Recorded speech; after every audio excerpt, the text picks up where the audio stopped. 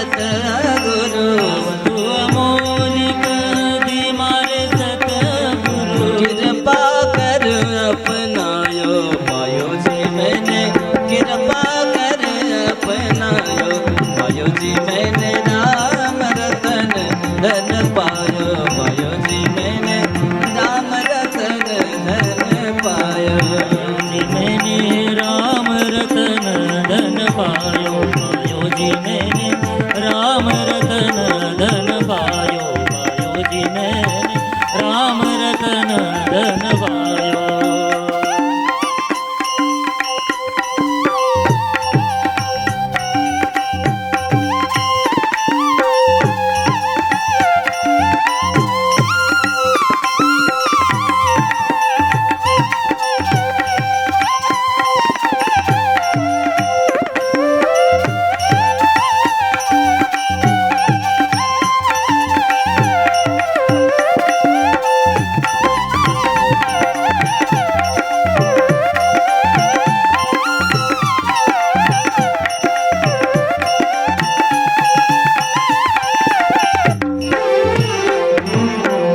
जन्म जन्म की पूंजी पाई जन्म जन्म की पूंजी पाई जन्म जन्म की पूंजी पाई जन्म जन्म की पूंजी पाई जग में सभी खोवायो पायो जी मैंने राम रतन धन पायो पायो जी मैंने राम रतन धन पायो पायो जी मैंने राम रतन धन पायो पायो जी मैंने राम रतन धन पायो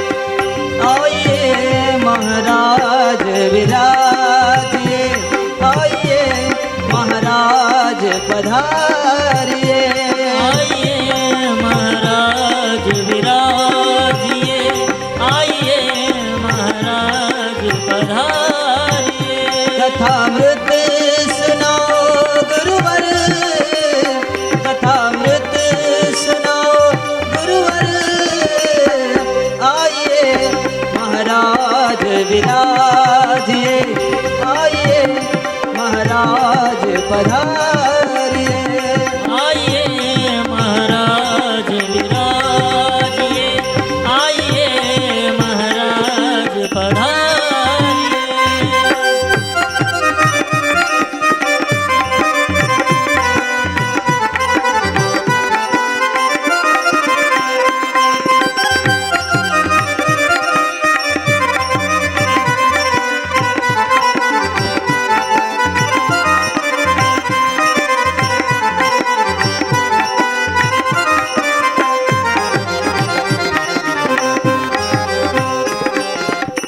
प्रेम सहित आसन ग्रहण करो प्रेम सहित आसन ग्रहण करो इन दुखियों का बेड़ा पार करो इन दुखियों का बेड़ा पार करो कथा करो पवन कुमार कथा करो पवन कुमार आइए महाराज विराजिए आइए गुरुदेव पधारिए आइए महाराज विराजिए आइए गुरुदेव पधारिए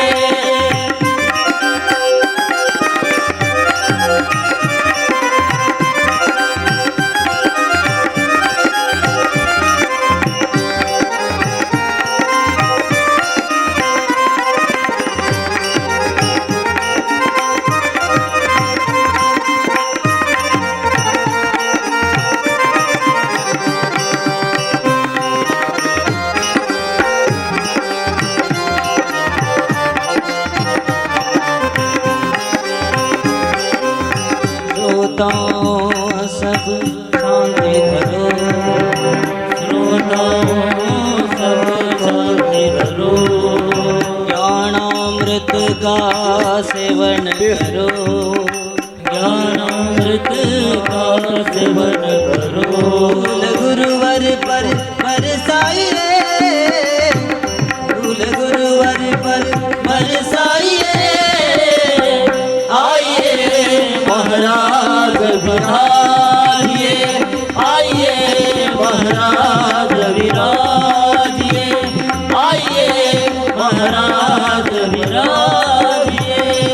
स्वागतम सुस्वागतम, सुस्वागतम सुस्वागतम, सुस्वागतम सुस्वागतम सुस्वागतम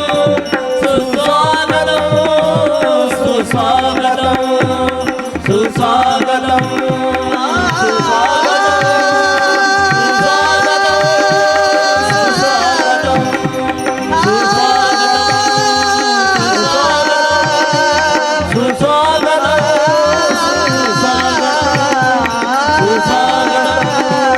सुस्वागतम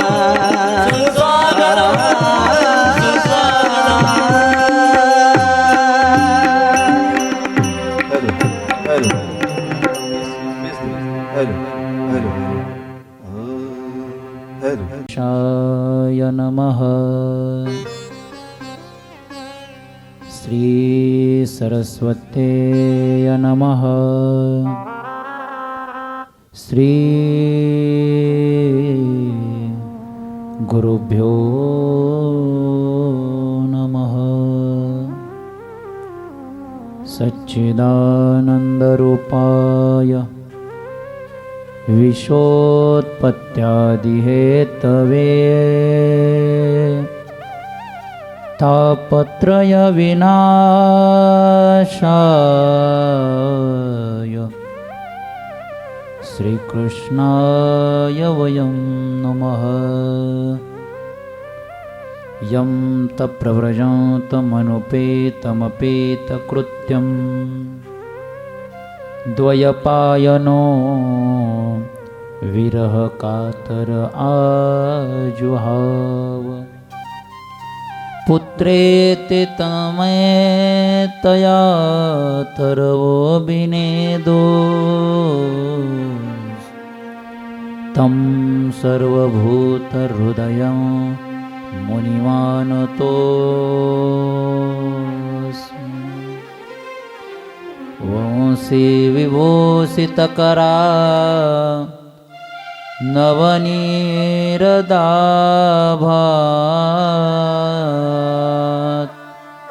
पीताम्बरादरुणबिम्बफलादरोष्ट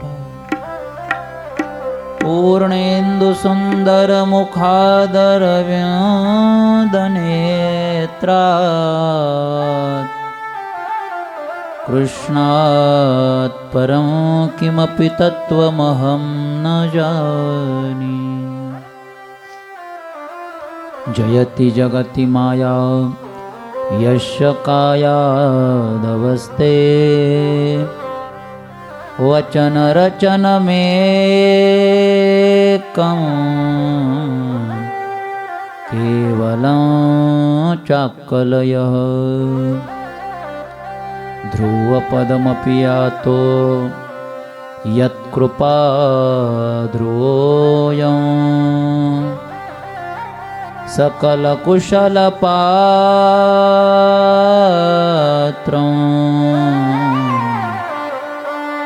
ब्रह्मपुत्रं नतास्मि। ब्रह्मपुत्रं नतास्मि। ब्रह्मपुत्रं नतास्मि। जय जय श्रीराधारमण।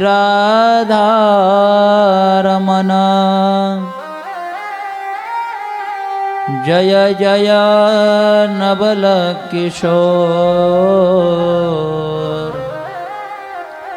जय गोपीचित्तचोर प्रभु। जय जय माखन चोर। राधा मेरे स्वामिनी मैं राधे जी को दास, जन्म जन्म मुझे दीजिए श्री वृंदावन को वास। सब द्वार छोड़ कर राधे आयो तेरो द्वार। वृषभानु की लाडली मेरी ओर निहार।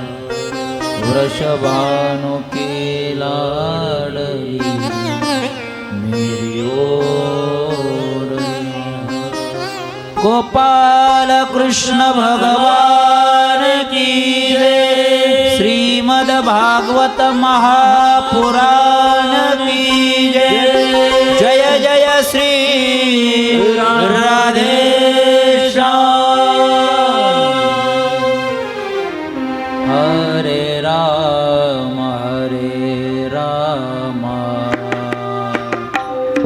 राम राम हरे हरे।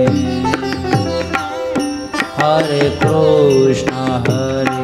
कृष्ण कृष्ण कृष्ण हरे हरे। हरे राम राम राम हरे हरे। हरे कृष्ण कृष्ण कृष्ण हरे हरे। हरे राम राम राम हरे हरे। जय हो। हरे कृष्ण कृष्ण कृष्ण कृष्ण हरे हरे। हरे राम राम राम हरे हरे। हरे कृष्ण कृष्ण कृष्ण हरे हरे।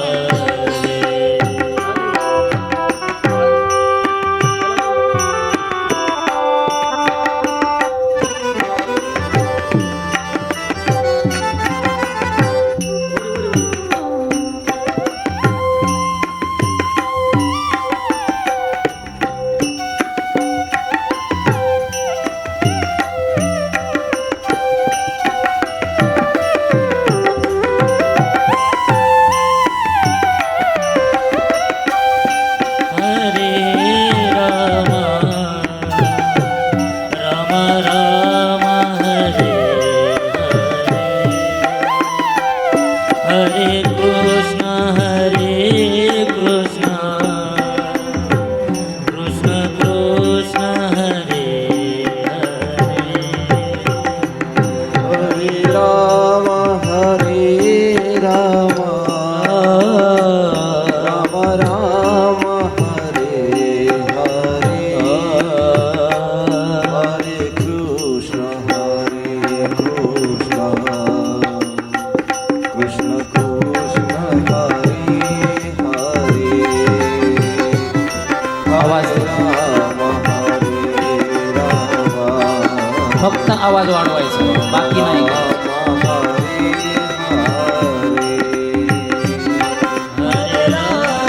हरे राम राम राम हरे हरे। हरे कृष्ण कृष्ण कृष्ण हरे हरे। जय हो.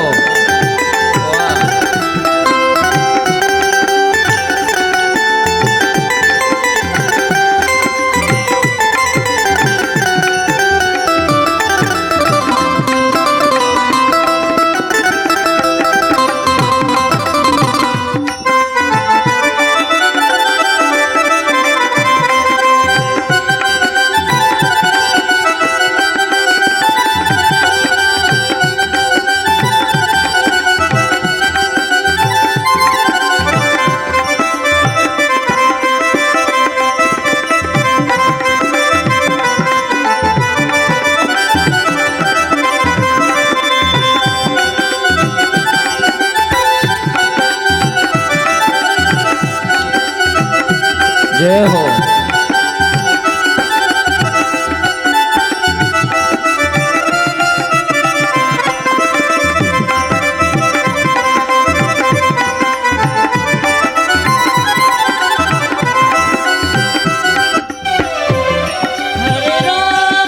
हरे राम राम राम हरे हरे हरे कृष्ण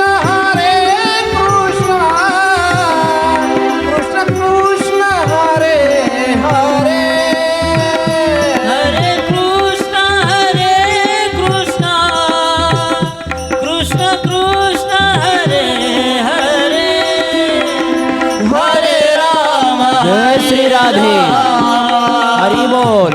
राम राम हरे हरे हरे कृष्ण कृष्ण कृष्ण हरे हरे हरे राम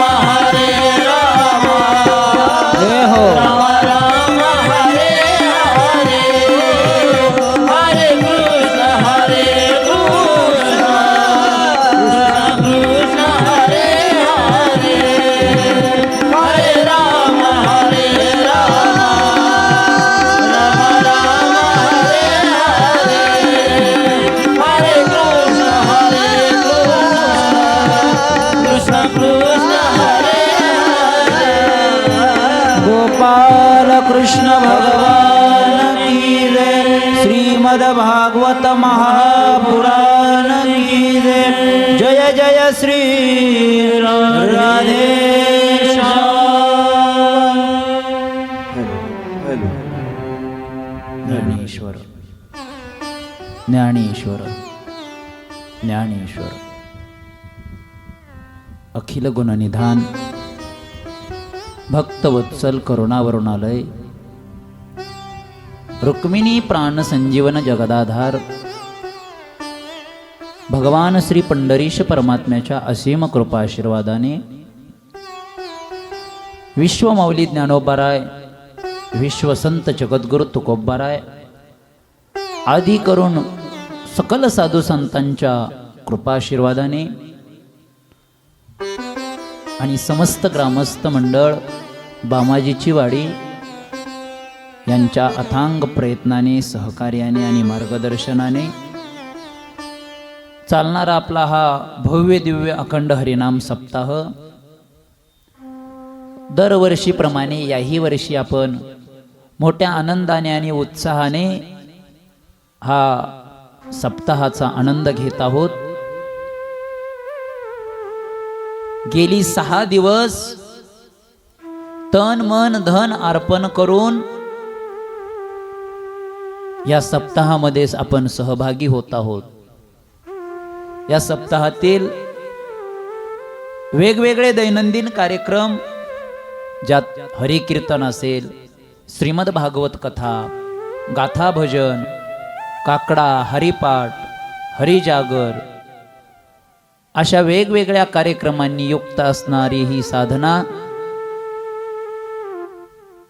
आणि त्या साधनेच्या माध्यमातून जमल तशा पद्धतीने आपण त्या परमात्म्याची करत असलेली सेवा खरोखर कौतुकास्पद आहे.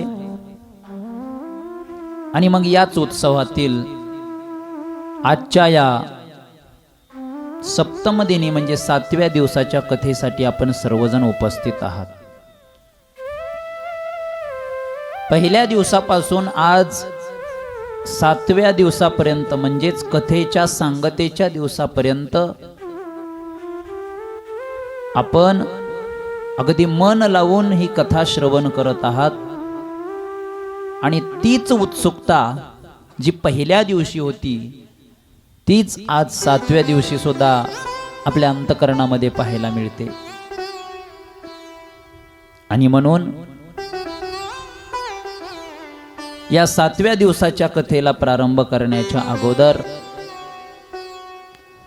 ज्या रामभक्त मारुतीरायांच्या दरबारामध्ये आपण ही कथा करत आहोत, परमार्थाची साधना करत आहोत, त्या मारुतीरायांच्या चरणावरती विनम्र भावनेने प्रणिपात करूया. त्याच पद्धतीने आपल्या संसारातील वेगवेगळी कामं आडी अडचणी बाजूला सारून आपण तेवढ्याच उत्साहाने उत्सुकतेने आजही रोजप्रमाणेच उपस्थित झालात. म्हणून आपण सर्व देवरूप श्रोतृवर्ग आपल्याही चरणावरती विनम्र भावनेने मी प्रणिपात करतो. त्याच पद्धतीने कथेला साथ संगत करण्यासाठी जी कलाकार मंडळी गायक वादक मंडळी आहे, या चारही माझ्या ज्येष्ठ श्रेष्ठ गुरुबंधूंना अगदी हृदयापासून मी दंडवत प्रणिपात करतो. त्याच पद्धतीने ज्यांच्यामुळं माझा आवाज आपल्याला व्यवस्थित ऐकायला येतो अशी सुंदर साऊंड सिस्टीम, त्यांच्याही चरणावरती विनम्र भावनेने अभिवादन करतो.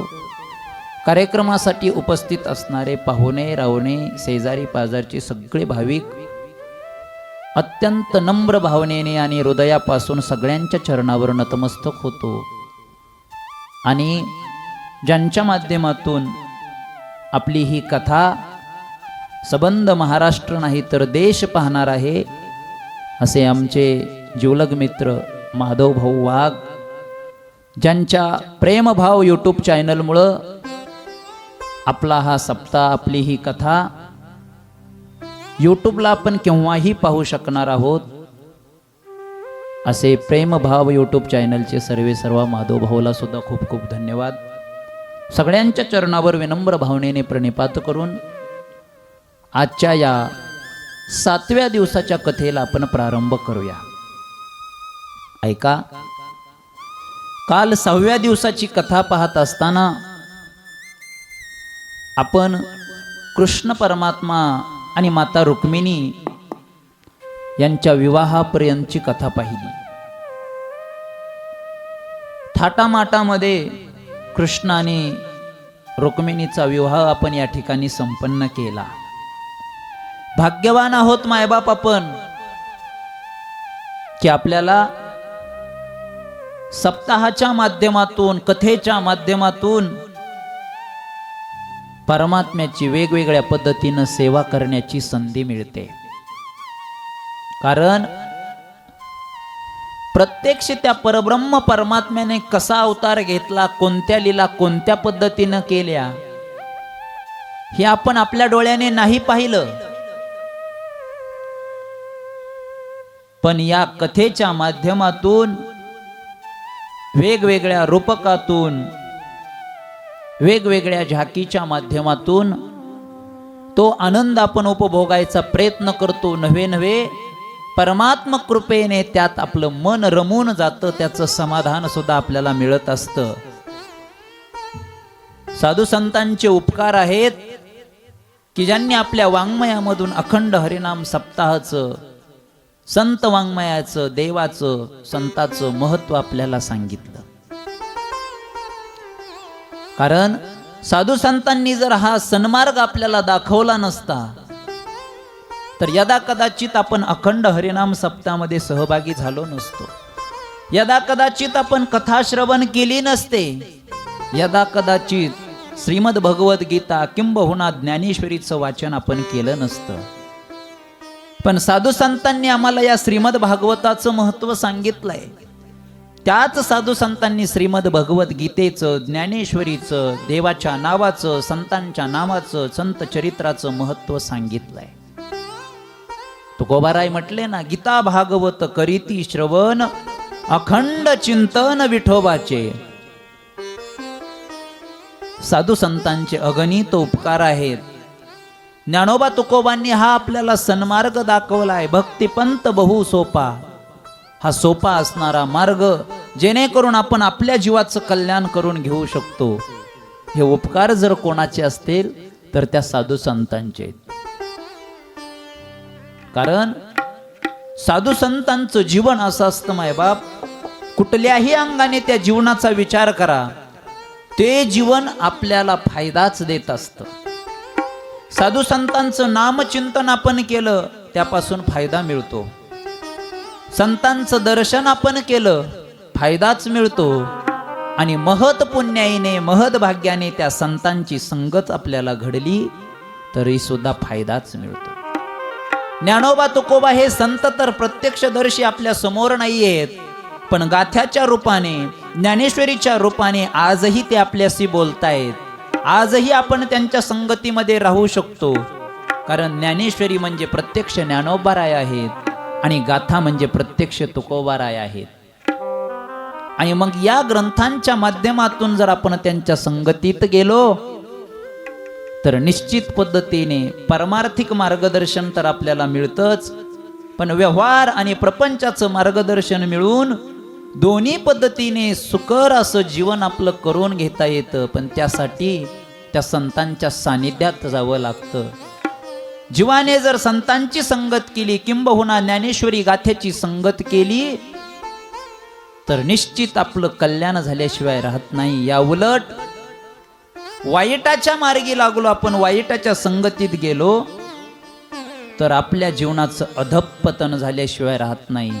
आणि म्हणून वेळोवेळी साधू संतांनी सुद्धा उपदेश केलाय, अरे संगत करायची असेल तर चांगल्याची करा, संतांची करा, वाईटाची नको. करावी सदा सज्जनाची संगती करावी सदा सज्जनाची संगती करावी सदा सज्जनाची संगती करावी सदा सज्जनाची संगती करावी सदा सज्जनाची संगती करावी सदा सज्जनाची संगती करावी सदा सज्जनाची संगती करावी सदा सज्जनाची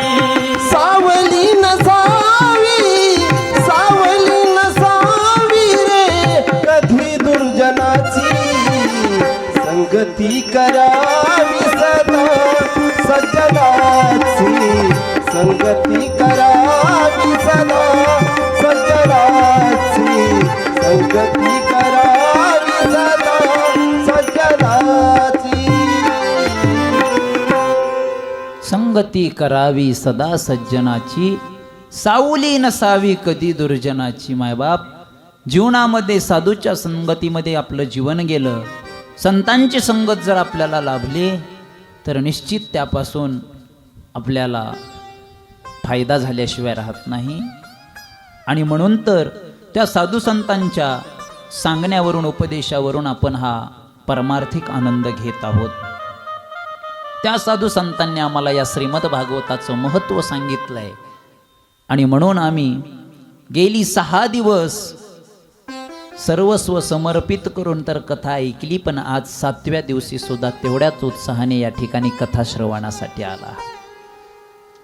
भगवान कृष्ण परमात्म्याचा विवाह संपन्न झाला आणि मग शुकाचार्य भगवंताला प्रश्न विचारला राजा परीक्षितीने, महाराज, जर परब्रह्म परमात्मा कृष्णाने रुक्मिणी सोबत विवाह केला असेल तर मग निश्चित त्यांच्या संसाराला सुरुवात झाली असेल.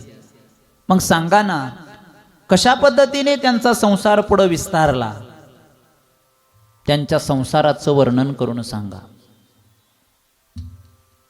आणि मग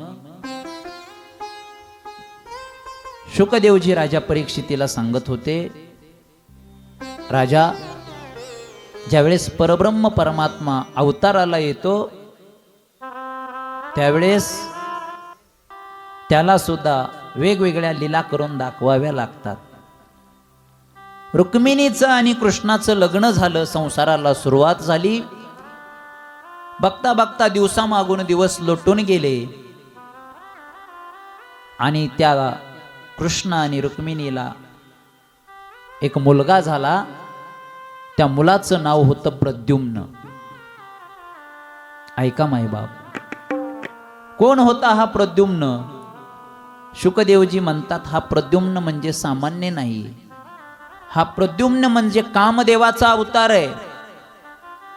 भगवान शंकरांनी ज्यावेळेस कामदेवाला भस्म केलं होतं त्यानंतर त्या कामदेवाला कुठलं शरीर मिळालं नाही. थेट भगवान कृष्ण परमात्म्याचा पुत्र म्हणूनच तो कामदेव जन्माला आला आणि तो कामदेवाच्या रूपाने जन्मलेला पुत्र म्हणजेच तो प्रद्युम्न. पण प्रद्युम्न हा जास्त काळ रुक्मिणी आणि कृष्णाच्या सान्निध्यात राहिला नाही म्हणतात शुकाचार्य. राजा परीक्षितीने विचारलं, काय घडलं महाराज असं की प्रद्युम्न हा रुक्मिणी आणि कृष्णाचा पुत्र असून सुद्धा जास्त काळ तो राहिला नाही त्यांच्या सोबत. आणि मग शुकदेवजी सांगतात, राजा ऐक, प्रद्युम्न हा कामदेवाचा अवतार होता आणि जसा तो प्रद्युम्न जन्माला आला तसं शंभरासुर नावाच्या दैत्याला कळालं की आपला काळ जन्माला आलाय. कारण त्या शंभरासुर नावाच्या दैत्याचा मृत्यू प्रद्युम्नच्या हाताने होणार होता. आणि म्हणून प्रद्युम्न जन्माला आल्याबरोबर शंभरासुराने ठरवलं, जोपर्यंत आपला काळ, आपला शत्रू लहान आहे तोपर्यंतच त्याचा बंदोबस्त करायचा. 10-12 दिवसाचा प्रद्युम्न पाळण्यामध्ये खेळतोय. रुक्मिणी आईसाहेब लाडाकोडामध्ये त्याला खेळवतायत, सांभाळतायत. आनंदी आनंद आहे. कोणालाच कल्पना नाही की कुठलं संकट, कुठलं दुःख आपल्यावरती येणार आहे. आणि मग अशा अवस्थेमध्ये एक दिवस सकाळच्या वेळेला प्रद्युम्नला झोपवण्यासाठी रुक्मिणी आईसाहेबांनी पाळण्यामध्ये टाकलं. पाळण्याची दोरी हातामध्ये घेतली आणि रुक्मिणी माता आपल्या बाळाला, आपल्या त्या लेकराला झोपवण्याचा प्रयत्न करतायत. थोड्या वेळानंतर पाहिलं, बाळाचे दोन्ही डोळे झाकलेले, प्रद्युम्न गाढ झोपीमध्ये. आणि प्रद्युम्नला झोप लागली कळाल्याबरोबर रुक्मिणी आईसाहेब आपल्या कामधंद्यामध्ये व्यस्त झाल्या. पाळण्याच्या जवळ कोणी नाहीये, एकटाच प्रद्युम्न पाळण्यामध्ये झोपी गेलेला आहे. जिकडं तिकडं दास दासी आपापली कामं करतायत, नौकर चाकर आपल्या कामात व्यस्त आहेत. रुक्मिणी सुद्धा पाळण्याच्या जवळ नाही. आणि मग हीच नामी संधी साधून आकाश मार्गाने शंभरासुर नावाचा दैत्य आला. तो थेट त्या पाळण्याच्या जवळ येऊन थांबला. इकडं तिकडं पाहिलं, महलामध्ये कोणीच नाहीये, कोणाचा आवाज येत नाहीये, कोणीच आसपास नाहीये, जवळ नाहीये. हे लक्षात आल्यानंतर शंभरासुर त्या पाळण्याच्या जवळ गेला. आत डोकावून पाहिलं तर बालक झोपलेला आहे. आपण इथं काही करावं तर हे रडेल आणि कोणीतरी धावून येईल, याच्यापेक्षा आपण याला उचलून बाहेर नेऊ. म्हणून त्या शंभरासुर नावाच्या दैत्याने प्रद्युम्नला उचललं आणि जसं उचललं तसं आकाश मार्गाने निघाला. हसू लागला, अरे हा काय मला मारणार, हा तर बालक आहे, हा लहानाचा मोठा होण्याच्या अगोदर मीच याला संपवून टाकतो. कोण म्हणतंय हा माझा काळ आहे, अरे मीच आता याचा काळ होणार आहे. आता मला कोणाची भीती नाही राहणार, या छोट्याशा बालकाला मी आता संपवून टाकतो. असं म्हणून हसत हसत तो आकाश मार्गाने चालला. चालत चालत आपल्या नगरीच्या जवळ आला आणि मग खाली पाहिलं तर आपल्या राज्याच्या शेजारी एक अथांग सागर त्याला दिसला. त्याने विचार केला, या बालकाला आपण आपल्या हाताने मारण्यापेक्षा या समुद्रामध्ये टाकून देऊ. जलचर प्राणी याला खाऊन टाकतील आणि हा संपल्या जाईल. आणि म्हणून स्वतःच्या हाताने मारण्यापेक्षा पाण्यातच फेकलेलं बरं, हा दृढ निश्चय करून त्या शंभरासुराने त्या सुकुमार अशा बारक्या प्रद्युम्नला त्या समुद्रामध्ये टाकलं मायबाप. आणि गेला राजवाड्यात सांगू लागला, अरे मी माझा काळ संपवला. तो नुकताच जन्माला आलेला प्रद्युम्न मी समुद्रात फेकून दिला, खाऊन टाकला असेल जलचर प्राण्यांनी त्याला. आता मला कोणाची भीती नाही, आता मला कोणी अडवू शकत नाही, आता मला कोणी विरोध करणार नाही. आनंदात होता शंभरासूर.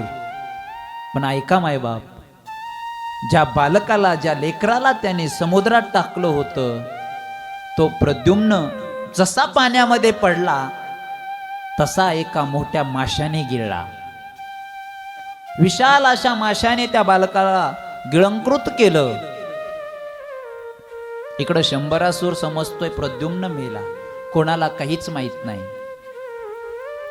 आणि मग काही दिवसाने त्याच सागरावर, त्या समुद्रावर मासे पकडणारी मंडळी आली, कोळी आले, धीवर.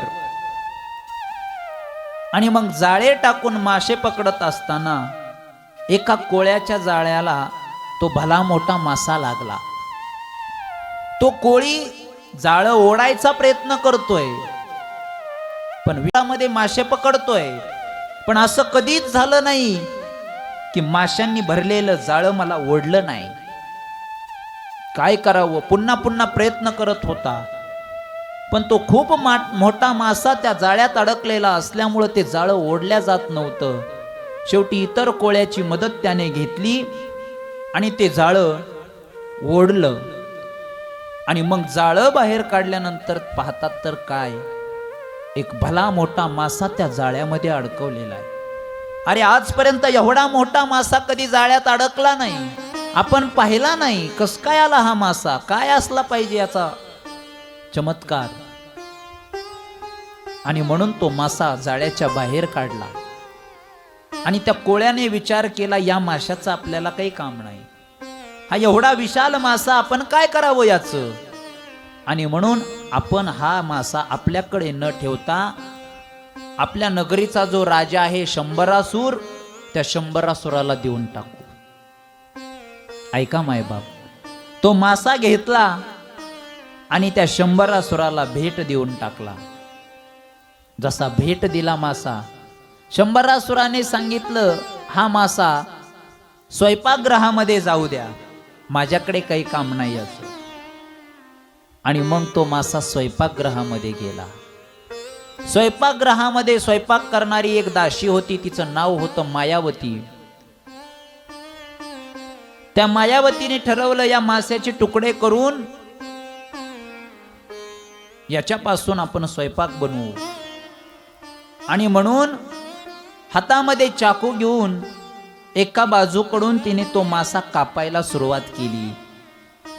एक तुकडा माशाचा कापल्याबरोबर लक्षात आलं की अरे आतला भाग तर या माशाचा पोकळ दिसतोय, पाहावं तरी काय आहे. आणि म्हणून तिनं आत पाहिल्याबरोबर बेशुद्ध अवस्थेमध्ये पडलेलं बालक तिला दिसलं. त्या माशाच्या पोटातलं बालक काढलं आणि आपल्याकडच्या विद्येने, मंत्रतंत्राने जे बेशुद्ध अवस्थेमध्ये पडलेलं बालक होतं ते तिनं शुद्धीवर आणलं.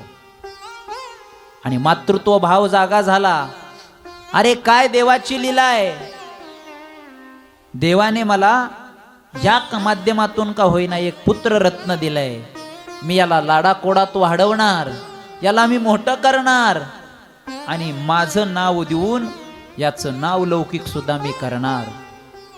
म्हणून ती मायावती त्या माशाच्या पोटातून बाहेर आलेल्या प्रद्युम्नाला वाढवायला लागली, मोठं करायला लागली, त्याच्यासोबत बोलायची, गप्पा मारायची. हळूहळू हळू प्रद्युम्न मोठा व्हायला लागला. आणि मग प्रद्युम्नाचा सांभाळ करत असताना कधी कधी पुत्रत्वाचा भाव जागा व्हायचा, तर कधी वेगळाच भाव त्या मायावतीच्या अंतकरणामध्ये यायचा. आणि मग तिला वाटायचं, मी तर या बालकाला सांभाळते, मग असे वेगवेगळे विचार माझ्या अंतकरणात काय येत आहेत. आणि मग एका दिवशी ती विचार करत बसली, का होत असलं पाहिजे असं. तेवढ्यात नारायण नारायण भजन करत नारद महर्षी त्या ठिकाणी आले. आणि नारद महर्षींनी सांगायला सुरुवात केली, मायावती कोण आहे हा मुलगा.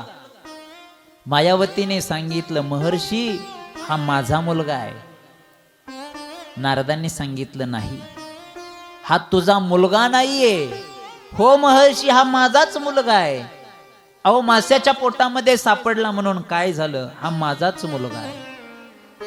आणि मग जर तुझाच मुलगा हा असेल तर तुझ्या मनामध्ये वेगवेगळे विचार काय येत आहेत. आत्ता मात्र मायावतीला उत्तर देता येत नव्हतं. नारदांनी सांगितलं, हेच सांगण्यासाठी मी या ठिकाणी आलोय. कारण हा जरी तू तुझा मुलगा म्हणत असलीस तरी हा तुझा मुलगा नाही, हा कृष्णाचा मुलगा प्रद्युम्न आहे.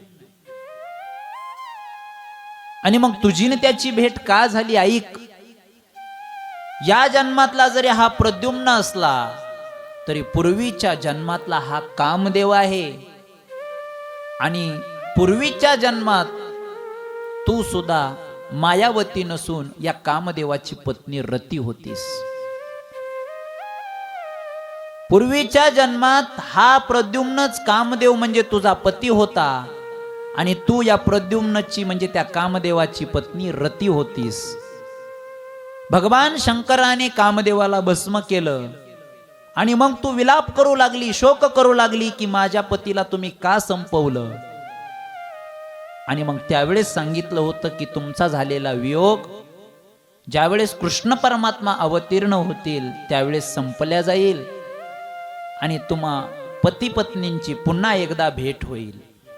ही सगळी देवाची लीला असल्या कारणाने या निमित्ताने आज हा प्रद्युम्न म्हणजेच तुझा पती या ठिकाणी तुला परत मिळालाय. आनंद वाटला मायावतीला. महर्षी निघून गेले आणि मग प्रद्युम्न कोण आहे लक्षात आल्यानंतर प्रद्युम्नला मायावतीने वेगवेगळ्या विद्या शिकवल्या. महामाया नावाची एक प्रसिद्ध विद्या शिकवली आणि सांगितलं, जर तुमच्या हातून या दुष्ट शंभरासुराचा मृत्यू असेल तर घाबरायचं कारण नाही, संपवून टाकू याला. आणि मग बघता बघता शंभरासुर आणि प्रद्युम्नचं घनघोर असं युद्ध लागलं. मायावतीचा सपोर्ट असल्यामुळे त्या ठिकाणी प्रद्युम्न विजयी झाला आणि शंभरासुर त्या ठिकाणी मारल्या गेला. शंभरासुराला मारल्यानंतर प्रद्युम्नने सांगितलं, मी जर कृष्णाचा पुत्र असेल तर आपण आता इथं न थांबता आपण द्वारकेमध्ये गेलं पाहिजे. आणि मग मायावती आणि प्रद्युम्न दोघही द्वारकेमध्ये आले. द्वारकेमध्ये आल्यानंतर रुक्मिणी आईसाहेबांनी पाहिलं कोणीतरी दोघ जण आपल्याकडे येत आहेत.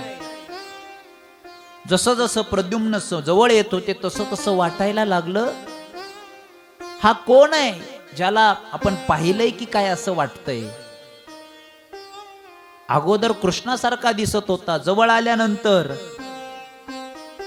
अजूनच वेगळा दिसायला लागला. रुक्मिणी आईसाहेब म्हणतात, माझा प्रद्युम्न सुद्धा असाच होता. जर तो आज असता तर या पुढीलच्या मुलासारखाच दिसला असता. नारद महर्षी आले आणि सांगितलं, आईसाहेब प्रद्युम्न असा दिसला असता असं नाही, हाच प्रद्युम्न आहे. रुक्मिणीने सांगितलं, कसं काय महर्षी, हा प्रद्युम्न कसा होईल, तो तर एका राक्षसाने उचलून नेला होता आणि तुम्ही म्हणताय की हाच प्रद्युम्न आहे.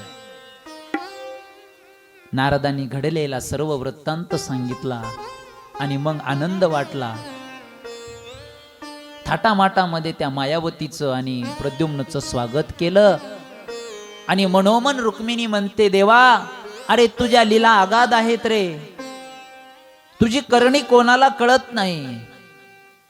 तू कुठले युग कसे जुळवून आणशील सांगता येत नाही. आनंद आनंद त्या ठिकाणी झाला. आणि जे रुक्मिणी आई साहेबांचं आजपर्यंत दुःख होतं ते दुःख संपल्या गेलं. पुत्रयोगामध्ये कित्येक तरी दिवस रुक्मिणी रडत होती. आता मात्र ते दुःख नाहीस झालं आणि फक्त आनंद वाटायचा. शुकदेवजी म्हणतात, राजा ऐक, रुक्मिणी आई साहेब प्रद्युम्न पुढे त्याच्या वंशामध्ये कृष्णाचा नातू अनिरुद्ध, त्या अनिरुद्धाचा आणि उषा बाणासुराची मुलगी उषा यांचा विवाह झाला.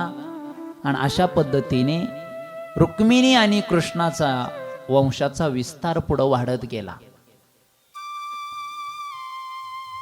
आणि मग राजा परीक्षितीने विचारलं, महाराज ठीक आहे, रुक्मिणी आई साहेबांचं आणि कृष्णाचं लग्न झालं, मला तुम्ही सांगितलं. त्यांचा मुलगा प्रद्युम्न, पुढे अनिरुद्ध, उषा, हे सगळं आम्हाला तुम्ही सांगताय हो. पण मी तर असं ऐकलंय की कृष्ण परमात्म्याच्या 16,108 पत्न्या होत्या. मग हे खरं आहे का? आणि मग जर हे खरं असेल तर मग बाकीच्या 16,107 पत्न्या कोण होत्या? कशा पद्धतीने त्यांचा आणि देवाचा विवाह झाला, आम्हाला सांगा. आणि मग शुकदेवजी म्हणतात, ठीक आहे राजा, रुक्मिणीचा विवाह आणि त्याच्या वंश मी सांगितला. आता दुसऱ्या पत्न्यांसोबत देवाने कसा विवाह केला याच्या कथा मी तुला सांगतो. आपल्यालाही ती कथा पाहिजे आहे, पण त्या अगोदर थोडं मन आणि वाणी प्रसन्न करण्यासाठी 2 मिनिटाचं भजन करू आणि मग पुढची कथा पाहू. श्री कृष्ण गोविंद हरे मुरारे, हे नाथ नारायण वासुदेव. श्री कृष्ण गोविंद हरे मुरारे, हे नाथ नारायण वासुदेव. श्री कृष्ण गोविंद हरे मुरारे, हे नाथ नारायण वासुदेव. श्री कृष्ण गोविंद हरे मुरारे, हे नाथ नारायण वासुदेव. श्री कृष्ण गोविंद हरे मुरारे, हे नाथ नारायण वासुदेव. श्री कृष्ण गोविंद हरे मुरारे, हे नाथ नारायण वासुदेव. श्री कृष्ण गोविंद हरे मुरारे, हे नाथ नारायण वासुदेव. श्री कृष्ण गोविंद हरे मुरारे, हे नाथ नारायण वासुदेव. जय हो. टाळी वाजवा मायबाप. जय श्री राधे.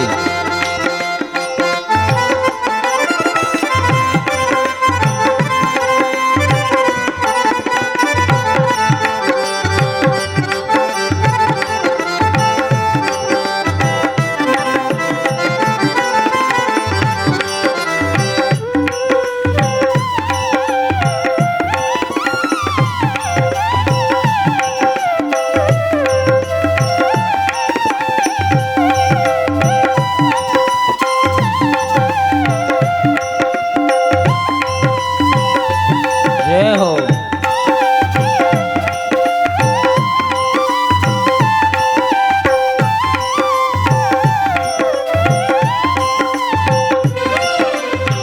हे नाथ नारायण वासुदेवा, हे नाथ नारायण वासुदेवा. हे नाथ नारायण वासुदेवा, हे नाथ नारायण वासुदेवा. हे नाथ हरी बोल. नारायण वासुदेवा, हे नाथ नारायण वासुदेवा. हे नाथ नारायण वासुदेवा, हे नाथ नारायण वासुदेवा. श्री कृष्ण गोविंद हरे मुरारे, हे नाथ नारायण वासुदेवा. श्री कृष्ण गोविंद हरे मुरारे, हे नाथ नारायण वासुदेवा. श्री कृष्ण गोविंद हरे मुरारे, हे नाथ नारायण वासुदेवा.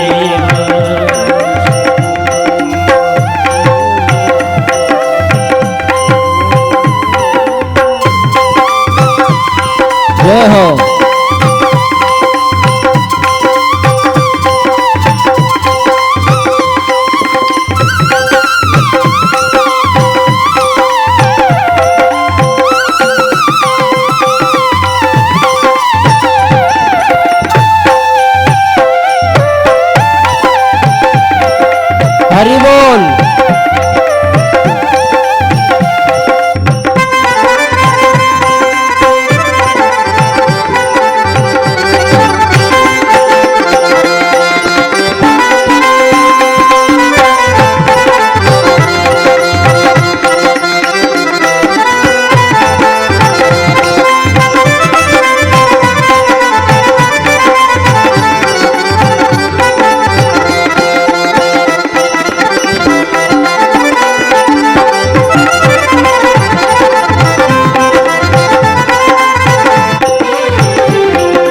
हे नाथ नारायण वासुदेवा हे नाथ नारायण वासुदेवा जय हो. हे नाथ नारायण वासुदेवा हे नाथ नारायण वासुदेवा श्री कृष्ण जय श्री राधे. जय हो. हे नाथ नारायण वासुदेवा श्री कृष्ण गोविंद हरे मुरारी हे नाथ नारायण वासुदेवा राधे राधे कृष्ण कृष्ण राधे राधे कृष्ण कृष्ण राधे राधे कृष्ण कृष्ण राधे राधे कृष्ण जय हो. राधे कृष्ण कृष्ण राधे राधे कृष्ण राधे राधे कृष्ण कृष्ण राधे राधे कृष्ण कृष्ण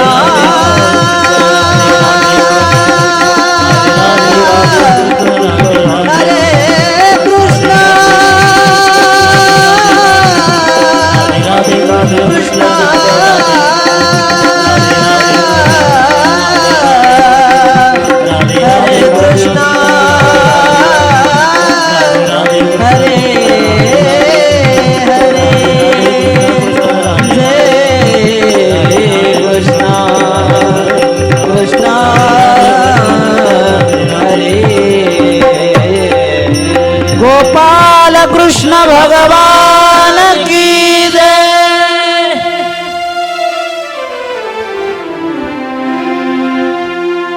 शुकदेवजी राजा परीक्षितीला सांगतायत,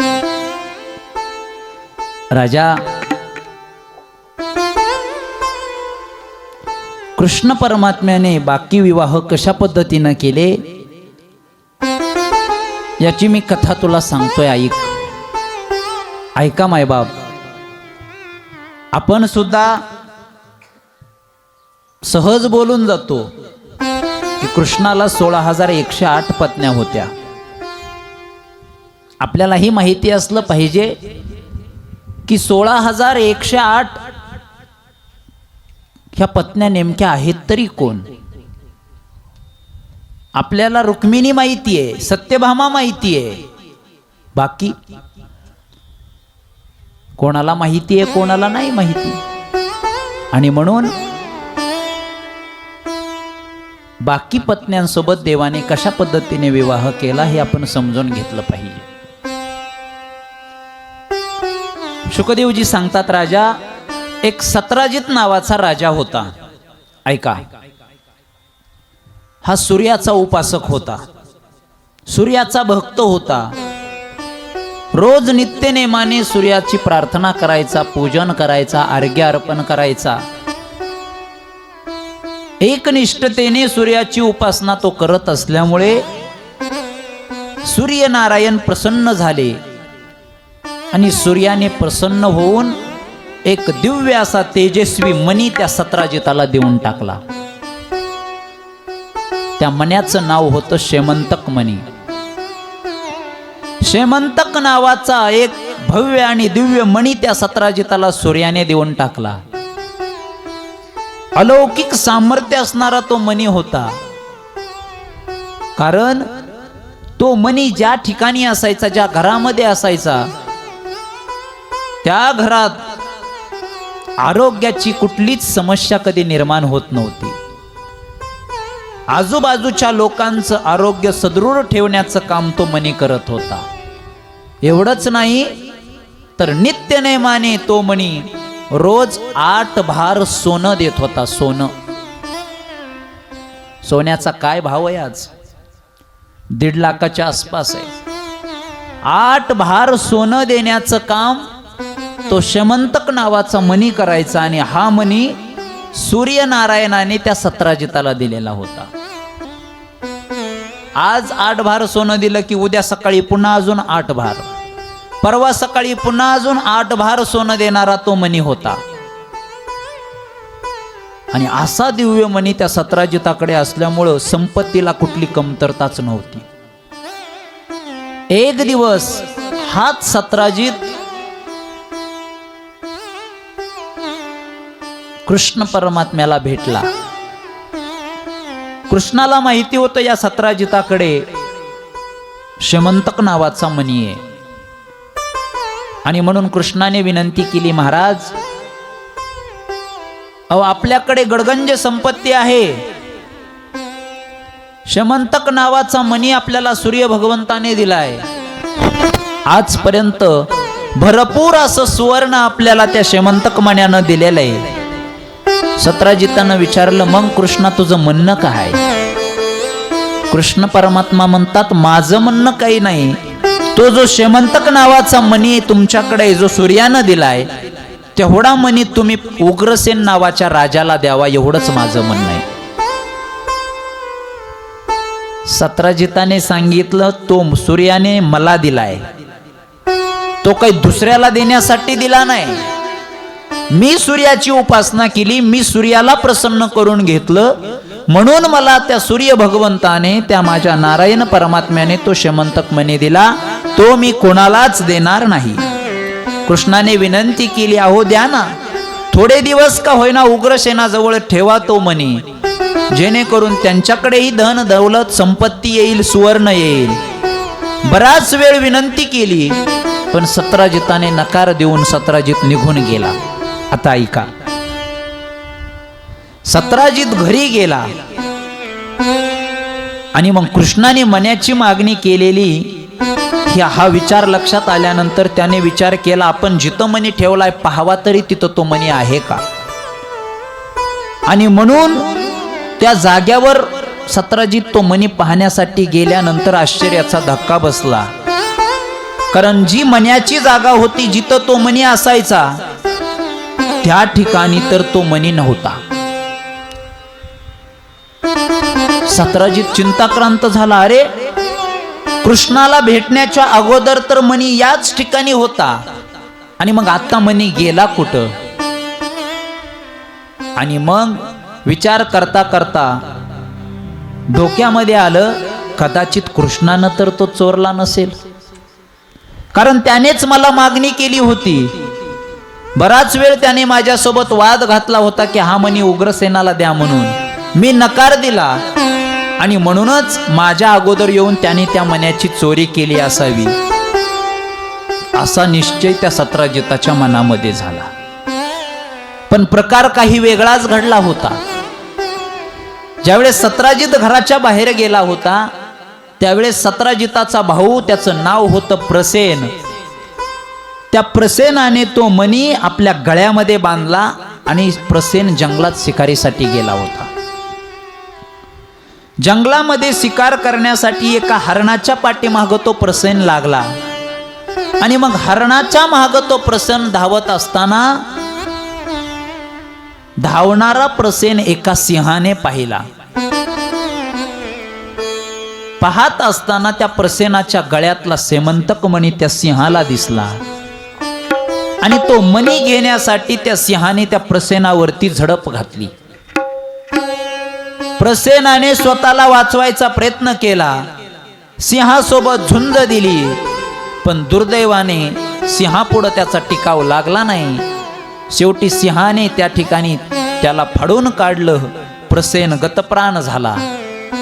प्रसेन मेल्यानंतर सिंहाने तो शेमंतक नावाचा मणी आपल्या दाढेमध्ये धरला, तोंडात धरला, आणि आपल्या गुफेकडे सिंह निघाला.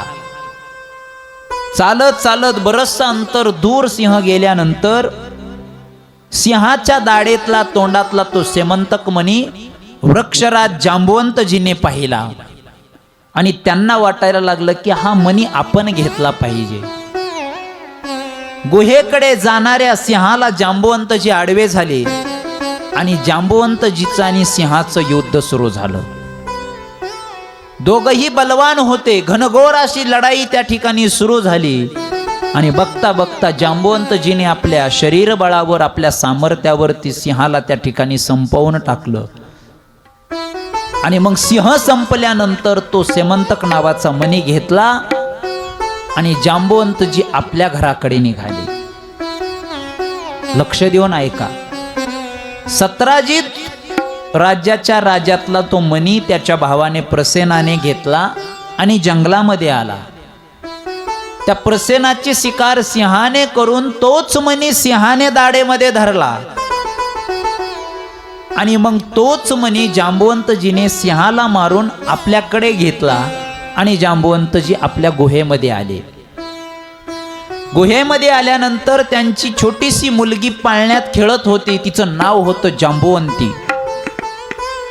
जांबवंताची मुलगी असल्यामुळं तिचं नाव जांबवंती ठेवण्यात आलं होतं. जांबवंतजीने विचार केला, या मण्याचं आपण काय करणार? जर आपण हा मणी या जांबवंतीच्या पाळण्याला वर बांधला तर मग मात्र मुलगी रडणार नाही, आनंदाने त्या मण्याकडे पाहत हसेल, खेळेल आणि तिला बरं वाटेल. म्हणून जांबवंतजीने तो मणी त्या जांबवंतीच्या पाळण्याला बांधला. माझ्याकडे लक्ष द्या. आणि आपापलं काम धंदा करू लागले. जांबवंती त्या मण्याकडे पाहून खेळू लागली, बागडू लागली. इकडं मात्र सत्राजिताने कृष्णाची बदनामी करायला सुरुवात केली. अरे चोरटा तो चोरटाच, लहानपणी सुद्धा दह्या दुधाची याने चोरीच केली. रुक्मिणी सोबत लग्न केलं ते सुद्धा चोरूनच केलं. एवढा मोठा झाला, राजा झाला, तरी सुद्धा याची चोरी करण्याची सवय गेली नाही. त्यानेच माझा मणी चोरलाय, त्यानेच मला मागणी केली होती, मी नकार दिला म्हणून कृष्णानेच माझा शेमंतक नावाचा मणी चोरलाय. जिकडं तिकडं याने प्रचार प्रसारच करायला सुरुवात केली. आणि बघता बघता ही बातमी कृष्णाच्या कानावर पडली. अरे विनाकारण आपल्याला दूषण लावल्या जातंय, आरोप केला जातोय आपल्यावरती की शेमंतक मणी चोरलाय. आपण तर मणी पाहिला सुद्धा नाही, चोरला सुद्धा नाही, आणि मग विनाकारण बदनामी होते.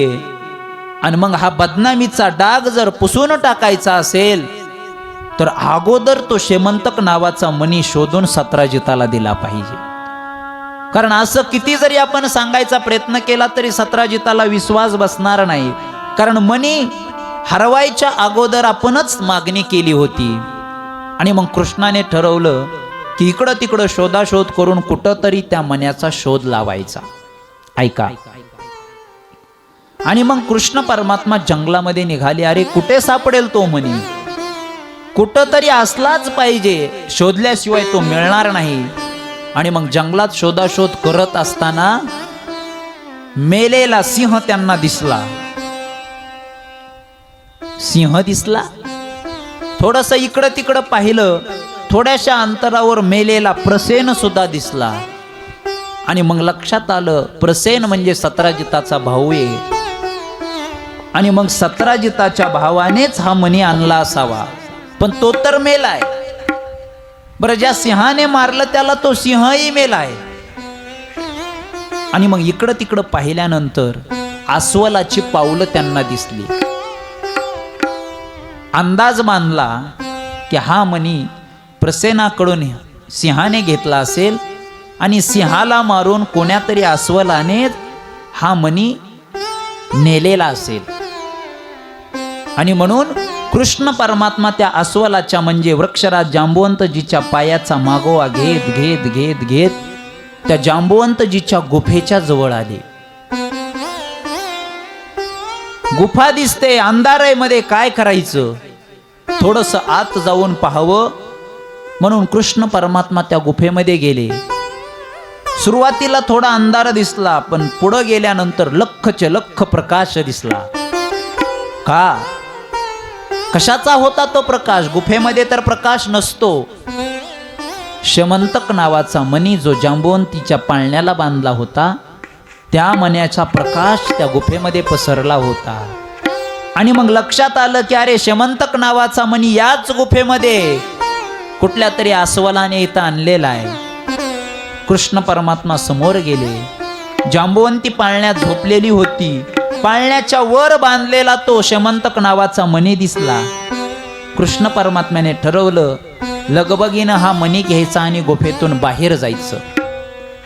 आणि म्हणून कृष्णाने त्या मण्याकडे हात केल्याबरोबर जांबुवंतजीने हात धरला आणि सांगितलं, ए माग हो, कोणाला विचारून तू या गुफेमध्ये आलास? कोण आहेस तू? परवानगी न घेता एकतर आत आलास. जांबुवंतजी जांबुवंतजीला कृष्ण म्हणतात, अहो या मण्याची मला अत्यंत गरज आहे.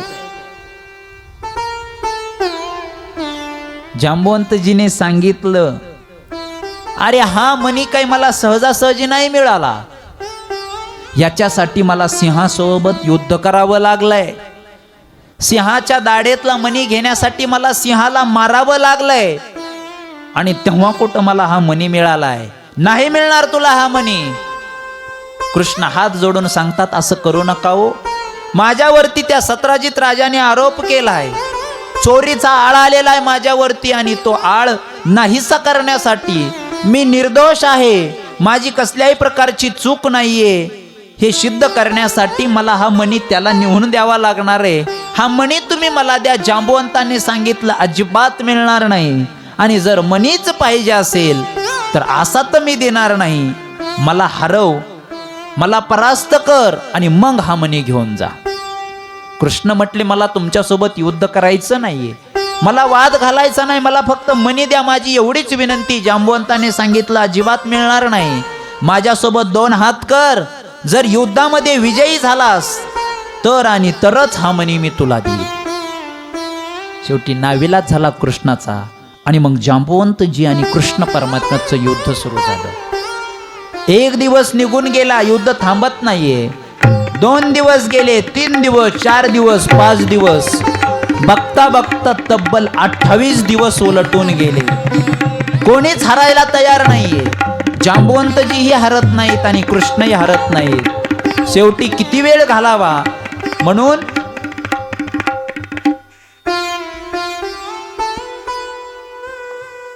इतके दिवस युद्ध चाललंय, कोणीच हरत नाहीये. शेवटी कृष्ण परमात्म्याने जांबुवंतजीला धरलं आणि फिरवून धाड दिशी खाली आदळलं आणि छातीवरती बसले.